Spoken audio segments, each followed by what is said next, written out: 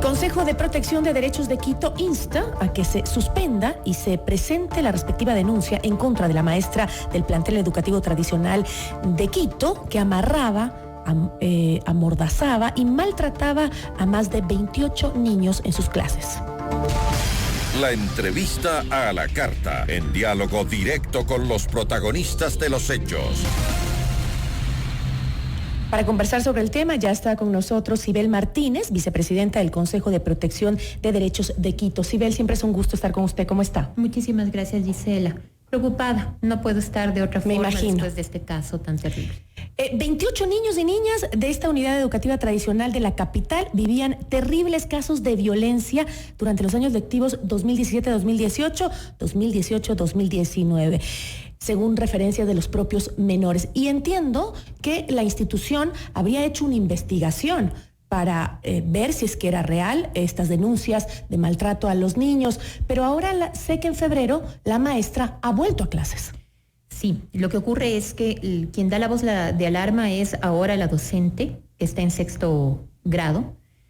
Cuando los niños le preguntan, profe, ¿y usted también nos va a amarrar? ¿También nos va a pegar? Y es ahí cuando ella comienza a indagar. Y tiene toda una cantidad de hojas de indagación en donde los niños refieren todos estos temas, ¿no? Desde ser amordazados por ponerse de pie, ¿no? O sea, por portarse mal para la docente o la agresora realmente, no se podría llamar docente. Portarse mal era ponerse de pie o hablar. Ellos refieren que eran atados 2-3 horas, luego venía el recreo, les dejaba salir, porque no se puede dejar sin recreo a los niños, digamos. Y luego regresaban y les volvían a atar. Algunas veces incluso les sacaba el masking, porque también les tapaba la boca con el masking, y les decía, ahora me van a tener que aprender a escribir con la boca.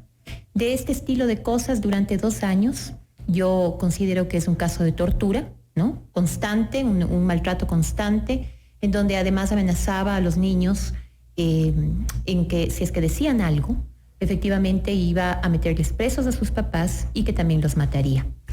¿Cuál fue el desarrollo que hizo la institución educativa? ¿Hizo un proceso adecuado? Es decir, cuando recibió la denuncia, que es lo que siempre nos pasa, que el problema es que se denuncian las cosas y las instituciones no hacen absolutamente nada. ¿En este caso fue diferente? No, yo creo que hay que tomar ahí tener una voz de alarma frente a un tema que quizá nos estamos enfrentando ahora. Recordemos que cuando sucedieron todos estos casos de abuso sexual en el sistema educativo, una de las falencias era que no se denunciaba. Ahora se denuncia, ¿no? Y en este caso en particular, una de las madres, ya después de que la profesora da la voz de alarma, pone la denuncia al rectorado y el rectorado actúa como debe, entre comillas, porque pasa el caso al distrito. Pero es un caso muy grave, que no solamente debía ser pasado al distrito, sino a fiscalía. Estamos hablando de un delito. Un delito. O al menos para descartar ese delito. En el distrito, suspenden a la maestra, en efecto, durante 90 días. Pero en el proceso del distrito, es decir, en este sumario administrativo, por alguna extraña razón, no encuentran pruebas suficientes para establecer que los niños estaban siendo ¿Qué más maltratados. pruebas necesitan? Exactamente. Y hacen caso omiso, por ejemplo, de un certificado médico emitido por el IES, en donde se dice, entre otras cosas, que el niño, por ejemplo, presenta tristeza al recordar los acontecimientos, ansiedad, labilidad emocional, y comenta que se siente mal por él y sus amigos. Tiene hiperhidrosis palmar. Dentro de estas conclusiones, además, efectivamente dicen que la sintomatología clínica más la proyectiva puede dar pautas de posibles tipos de violencia a los que el paciente fue sometido por su docente. Adicional a esto, el DC distrital, la responsable del DC distrital acude al aula y los niños se paran y comienzan a comentar lo sucedido. Incluso un niño se para y le dice, no tengas miedo, habla, di lo que te decía. Porque parte de todo este maltrato no es solamente haberles amordazado. El daño psicológico. Por supuesto, habían 4 niños que efectivamente eran maltratados físicamente todo el tiempo y el resto veía, ¿no? Pero además le soplaba máchica en la cara, le obligó a un niño a comerse la máchica y cuando se estaba ahogando le dijo, aquí no te vas a morir, y le sacudió. Los niños efectivamente no podían ir al baño porque para ir al baño tenían que tomarse una teta que tenía leche con ají. ¿Qué edad tenían los niños cuando les sucedía todo esto? 8 años. Tenían 8 años, pasaron cuando tenían 8 años y 9 años, o sea, cuarto y quinto grado con ella. Y luego pasan a sexto grado y es donde efectivamente, como no estaba esta maestra, comienzan a hablar. El miedo y el terror que tenían era muy grande. Continuando con el tema del distrito, efectivamente no encuentran estas pruebas. Alegan que los padres de familia no acudieron a una audiencia de prueba, lo cual es hasta cierto punto, yo digo, una forma de fraguar esta situación. Porque en efecto, los padres, hay un escrito en donde ellos piden diferimiento, pero hay una razón.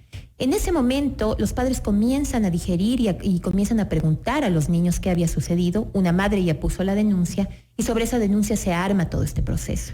Y piden diferimiento para poder ordenarse y armar, ¿no?, la prueba suficiente, su testimonio suficiente, y les niegan esa posibilidad. Aún así les hayan negado, el distrito tenía la obligación de actuar de oficio y tenía la obligación de evaluar a cada niño, hacer un focus group dentro del grupo para saber qué es lo que decían. Y como les digo, de repente este DS distrital sí ve lo que pasa, pero cuando se observa en la resolución del distrito, ninguna de estas pruebas tan contundentes forman parte del mismo o forman parte de manera parcial, ¿no? Están como mutiladas en algunas cosas y deja mucho que desear esa actuación. ¿En qué parte del proceso nos estamos equivocando? Porque a mí me preocupa, hemos hablado de esto ya años, venimos advirtiendo, venimos diciéndoles a las instituciones que si esto pasa hay que denunciarlo inmediatamente, que el nombre o el prestigio de la unidad educativa no tiene nada que ver en esto. Es la vida de nuestros niños, es la estabilidad emocional y física de nuestros hijos. No entiendo dónde está el problema para que las denuncias y el proceso se haga correctamente. Yo creo que el problema está en que hasta el día de hoy no hemos elevado a la categoría de reto educativo, social, de salud pública a este fenómeno violento tan grave, tan grande como es la violencia escolar. Entonces tenemos ciertas medidas parche o tomamos ciertas medidas parches que nos llegan a ser una política integral de prevención, sobre todo de prevención. Yo creo que es una negligencia social y deberíamos sentirnos avergonzados cuando niños tan pequeños, adolescentes, ¿no?, niños en general en su ámbito educativo se ven enfrentados a esta situación. La escuela ha dejado de ser un lugar de referencia. Un lugar seguro, ya no es un lugar seguro para nuestros hijos. Y lo preocupante es que ya vivimos lo que pasó con el caso Ampetra, ¿no? Que igualmente niños de colegio eran encerrados en su aula, pero aquí era incluso más grave porque había una connotación sexual, de violencia sexual, en donde los exponía a películas pornográficas y les hacía a los niños incluso repetir lo que veían en las películas. Por 2 años, me parece que fue, Sibel. ¿Cuántos años? ¿Un año? Un año, y que nadie se enteró hasta después de que pasaron estos niños este infierno. Se denunció, el hombre fue preso, definitivamente, pero que nos vuelva a pasar, a mí realmente como madre de familia me impacta y me indigna. Y me indigna a mí también. Justamente por eso es que actuamos con rapidez. Conocimos la denuncia el viernes de la otra semana y pudimos poner este pronunciamiento. El día de hoy hay una reunión en la tarde con el Ministerio de Educación y los padres. Y la verdad es que no podemos darnos el lujo de fallar. Y prevenir es la clave, ¿no es cierto? No es atender. Nada sacamos de atender esto. Los niños vuelven a repetir en este caso que hay docentes que sabían lo que estaba pasando y no hicieron nada para ayudarles. Otra vez volvemos a repetir las mismas prácticas abominables, perversas en contra de nuestros niños en el sistema educativo. Y nadie siente la necesidad de hacer algo respecto a este tema. Nos quedamos en pronunciamientos, no hay política pública y no hay ni siquiera, por ejemplo, en el tema de Ampetra, del informe Ampetra, ¿quién da seguimiento a ese informe para que no vuelva a pasar? ¿Qué es lo que tiene que pasar, que no ha pasado ya en el sistema educativo, para que de verdad hagamos una política integral de prevención? Este hecho que acaba de pasar con los niños que fueron maltratados, torturados por su maestra, es en la Unidad Educativa Fiscal Mejía. Y también ahí hay un caso especial porque hace algunos años yo recuerdo que también salió un video en donde un maestro de esta entidad educativa maltrataba a los niños, los golpeaba. Y muchos padres dijeron, está bien, es que los tienen que educar. Y a veces los niños son tan terribles que hay que maltratarlos, hay que darles de golpes. Y justificaban el accionar de ese maestro que era cuestionado por muchas autoridades incluso. Y yo a veces pienso que creo que no estamos entendiendo bien las cosas, ¿no? Que también los padres tienen que involucrarse en esta lucha por defender los derechos básicos de nuestros hijos. Claro, es que cuando vemos a la disciplina, ¿no? O más bien como al castigo como una forma válida de disciplina, efectivamente este tipo de cosas seguirán pasando. Pero aquí, además, en las instituciones educativas, el castigo corporal, el psicológico y colectivo incluso está textualmente prohibido. Frente a esa situación, cuando pasó este tema de este subinspector que pegó a los niños, nosotros acudimos como rescate escolar, en este caso con un amicus curiae, al sumario administrativo de este señor. Dejaron pasar el tiempo, ¿no? Trataron, pusieron tierra en el tema, pasó el tiempo, esto fue en el junio del 2018, y advertimos ahí que si no se hacía algo y no se ponía un ejemplo muy claro, esto iba a recrudecer.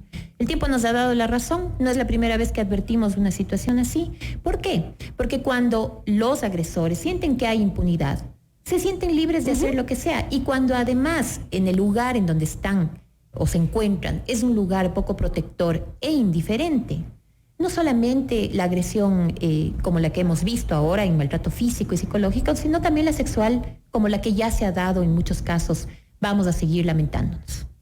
Es terrible porque como usted lo acaba de explicar, pues es el Estado el que tiene que hacer que las normas se cumplan, ¿no? Por más que muchos padres digan que me parece abominable que un padre diga que está bien que le golpeen a su hijo para ver si así aprende, porque el deber de educar a los niños es nosotros, los padres, ¿no? No con golpes, sino educándolos y teniendo tiempo para eso, ¿no? Sino que a veces como que dejamos a la institución educativa que haga todo el trabajo, ¿no? Sí, la comunidad educativa es una triada, en efecto es así, pero no es menos cierto también que lo que pasa en la escuela es ahí donde debe ser prevenido y atendido, ¿no? Entonces, el maltrato infantil en el hogar debe ser tratado ahí, debe ser denunciado, no es algo privado tampoco, es todo público, pero de repente también, si bien hay estos malos manejos respecto al tema del castigo físico y esta aceptación que generalizada aquí en el país, no es menos cierto también que las escuelas no pueden darse el lujo de tener estos casos y de la reincidencia que existe.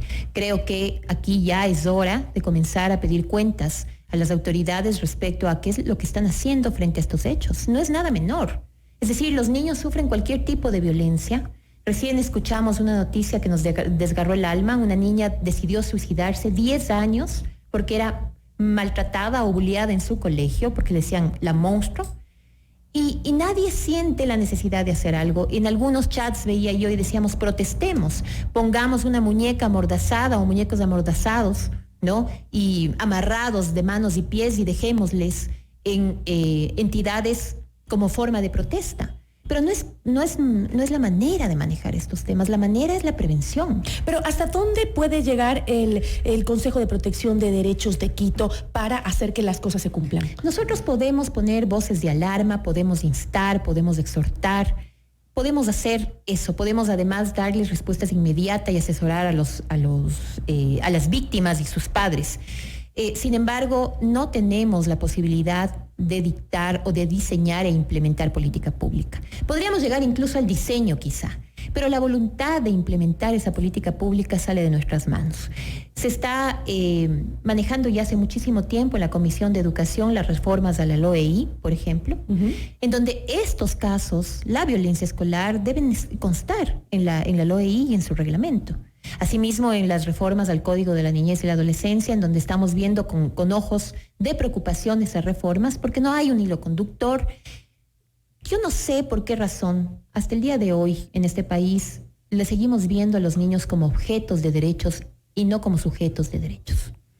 Y esa creo que es el gran salto que debemos dar para entender que tienen derechos y que nada de lo que ocurre, ¿no es cierto?, es algo aceptable o medianamente prevenible, no. En estas situaciones, todos tenemos la obligación, primero, de indignarnos. Creo que hay que indignarse para comenzar a movernos y poder hacer exigencias tangibles respecto al tema de violencia en contra de los niños. Por lo pronto, entonces, se ha pedido que por parte del Consejo de Protección de Derechos de Quito que se implemente una denuncia en la Fiscalía en contra de esta maestra que abusó de estos niños, que los maltrató, incluso que los golpeaba. Y que se les suspenda. Es inadmisible que estos niños, me contaban ayer, que los niños no salen al recreo. porque la maestra está ahí y cada vez que sale les toma fotos. Entonces, los niños no salen al recreo. Cuando quieren salir van detrás de la maestra actual que en este momento le ven como su ángel protector. Es imposible que les forcemos al sufrimiento de esta forma a los niños, ¿no? Después de todo lo que vivieron, encima tienen que pasar esto ahora. Exactamente. Y además, no solo que la retiren de esa unidad educativa, sino que no la vayan a trasladar a otra, porque eso es lo que normalmente hacen. Cuando hay denuncias de este tipo, de abuso, de violencia, de abuso sexual, pues lo único que hacen es trasladar a otra institución educativa que vaya y maltrate a otros niños. Exactamente, y por eso es que en principio es suspenderle, pero lo lógico es destituirle. El artículo 65 del COIP podría tranquilamente aplicarse en este caso y prohibirle que ejerza su profesión, claro, con un proceso penal de por medio, y sobre todo establecer e investigar la tortura que va de 7 a 10 años, y si es que hay agravantes como las hay, niños menores de 18 años y un servidor público que prefiere estos maltratos, efectivamente tenemos un caso de sanción penal como tiene que darse. Le agradecemos mucho a Sibel Martínez, vicepresidenta del Consejo de Protección de Derechos de Quito, por habernos acompañado. Estaremos muy pendientes de este caso. Gracias, Gisela. Esto es Notimundo La Carta, siempre bien informados.